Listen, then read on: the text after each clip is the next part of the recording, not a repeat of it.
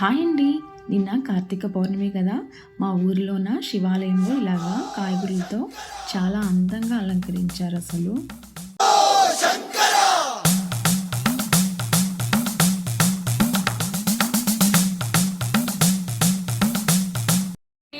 చూసారు కదా, శివాలయంలోకి ఇలాగ దేవునికి ఇవ్వాలని కనురెప్పలు ఇలా ముక్కు మీసాల్లాగా పెదవులు కన్నులు ఇలా తీసాను అనమాట. చక్కగా పెయింటింగ్ చేసి పెట్టాము నేను మా చెల్లెలు.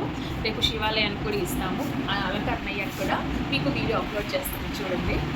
కార్తీక పౌర్ణమి సందర్భంగా శివాలయంలో అన్నాభిషేకం చేస్తారు. వాటికి కాయగూరలన్నీ ఇలాగ కట్టించామన్నమాట.